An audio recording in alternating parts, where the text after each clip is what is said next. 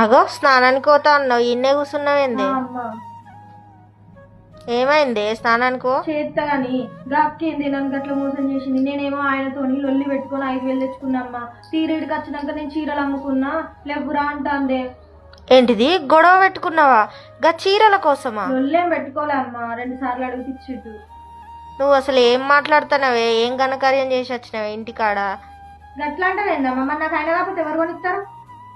అయినా కాకపోతే ఎవరు కొనియరు. అట్లానే గొడవ పెట్టుకొని చీరలకు పైసలు తెచ్చుకుంటావా? అసలు ఆయన ఏమనుకున్నాడో ఏమో, ఏందో ఏమో. లేదమ్మా, ఆయన అట్లా ఏం అనలే అమ్మా. ఏమనలేదా? ఇగో ఒకటి చెప్తానా, నువ్వు బాధపడ్డా మంచిదే. చీరల కోసం వాటి కోసం వీటి కోసం అని ఆయనని ఇబ్బంది పెట్టకు. ఎందుకంటే కొనిచ్చినా కొనియకున్నా ఆయననే కదా నీకు, పోయిన నెలనే కదా నేను నీకు 2 చీరలు కొనిచ్చిండు. ఇప్పుడు గా చీరల కోసం గొడవ పెట్టుకొని తెచ్చుకున్నావా? మూసుకొని ఇంటికి పోయి ఆ పైసలు ఆయన చేతిలో పెట్టి ఏమన్నా కట్టు అని చెప్పు. గింతగానం గిట్లా చేస్తున్నావు. నువ్వు కాకపోతే ఎవరు అర్థం చేసుకుంటారు? నువ్వే అర్థం చేసుకోకపోతే ఆయన ఎట్లా బతుకుతాడు?